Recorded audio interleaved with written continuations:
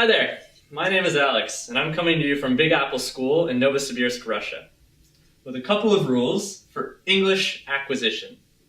See, I've been teaching English in Russia for the past 6 months, and I've noticed that Russians don't necessarily learn English the right way. How do they learn English? Or how have they been studying English so far? Well, most Russians, they study it in the classical way, right? They study grammar, they study vocab lists, right? And they do a lot of memorization and translation. Well, I hate to break it to you all, but this is not the most effective way to learn how to speak. In fact, doing kind of the traditional method of grammar and translation does not help with language acquisition. So here at BigAppleSchool, we're all about language acquisition. Language acquisition is learning how to speak and how to understand spoken language. So, in order to learn how to speak quickly and have a good time doing it, and learn how to speak correctly, we need to follow these rules. So today, I have the first 2 rules for you. This will be the first video of several. I have the first 2 rules. The first rule is learn phrases, not words. And the second rule is use dictionaries correctly. I'm going to talk about each of these one at a time. Let's get started. Our first rule, right? Learn phrases, not words. What do I mean by this? Don't learn words. Learn phrases, not words. Of course, you need to learn words to understand a language. However, a word is nothing without its context. Right? So the most important part of the first rule is context, context, context. Right? A word means nothing without its context.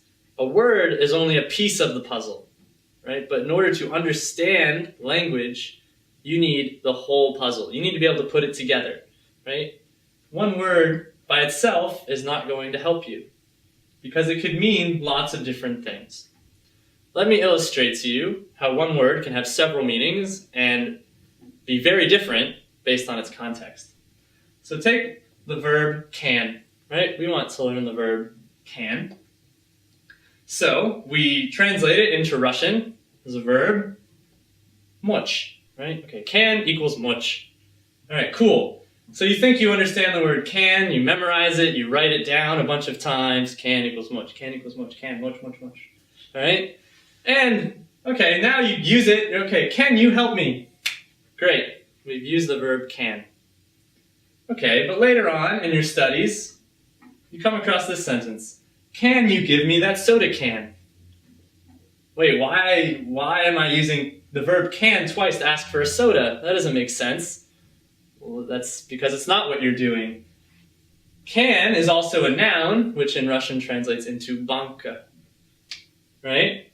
So we have the same word, 2 completely different meanings, and it means a totally different thing based on where it is placed in the sentence, right? Based on its context, right? So it's very dangerous to learn a word outside of its context. That's why we need to use it in a sentence. That's why we need to learn phrases. Okay, so if you learn words and phrases, then you'll avoid this sort of pitfall, and you'll learn grammar without trying, right?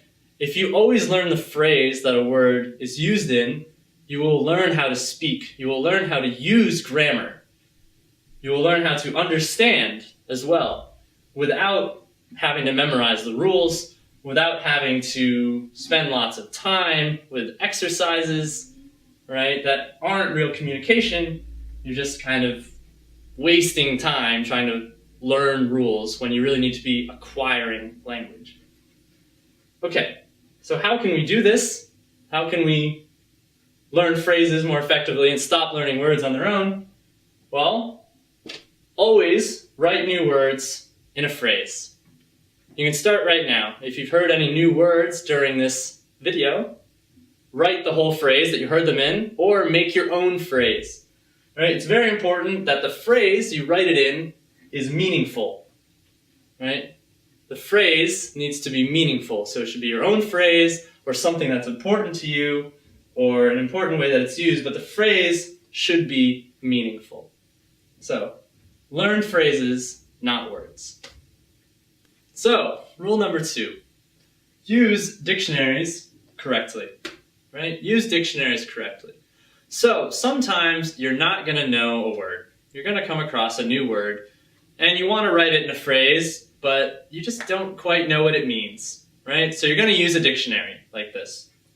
So there are different kinds of dictionaries. Some are better than others, right? So if you're Russian, you could use a Russian English dictionary, but that's not really the best way to go because you're going to be translating. And when you translate, you're not thinking in the language, and you're actually going to slow yourself down. You're going to slow your acquisition down. So it's better to use a monolingual dictionary, such as this one. Right? A monolingual dictionary explains the word in the target language. Right? So think context again. Right? We're learning words in context. We're learning their definition. Even when using a dictionary, we're learning their definition by using other words in the same language to figure out what they mean. This is much more effective than just translating. So, use a monolingual or English-English dictionary to learn English. Okay, but also remember that no dictionary is a magic wand, right? No dictionary is going to solve all of your problems. You can't learn English just by using a dictionary, right? It's not a magic wand. It's not going to teach you English. It is a tool, right? So remember that. Okay, that said, we can use the dictionary as a very useful tool. One, to look up words we don't know, and also to learn how to use those words. So, for example, we're going to do a little exercise. I'm going to make a sentence from random words that I find in this dictionary. So, here we go. Alright, the first word I see here is, ironically enough, Americanize.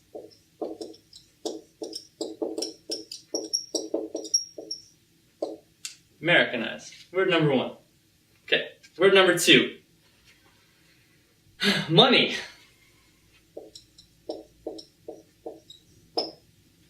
Alright, word number 3. Offer.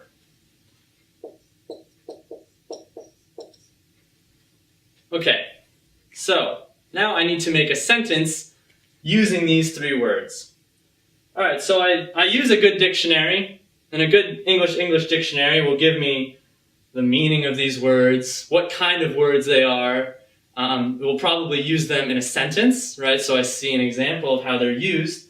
So I can study them, I can figure out how to use them. Alright, so there are different ways we can use these words, but I'm going to choose. I'm going to choose how to use them. I'm going to make them my own. So for example, the word offer, right? This word can be a verb or a noun, right? I can offer someone something, or I can make someone an offer, right? But I'm going to use it as a verb. I'm going to make this my own because I want to make a sentence with these words. Right? I'm going to make this a verb because my other 2 words here, well, this one's a verb too. This one is a noun, right? So I'm going to use 2 verbs and a noun. All right? So let's make a sentence out of this.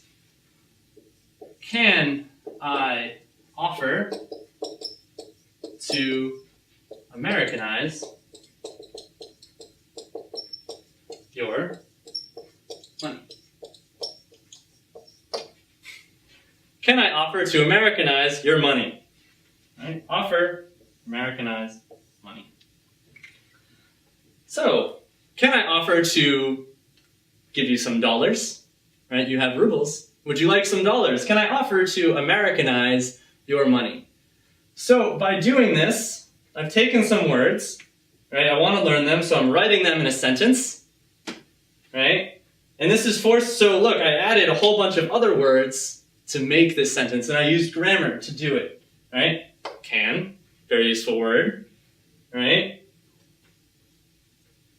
So as you can see, we can teach ourselves grammar just by forcing ourselves to write phrases when we learn new words. So, I hope you enjoyed the first 2 rules. Look out for more of our videos with more rules about how to acquire English faster.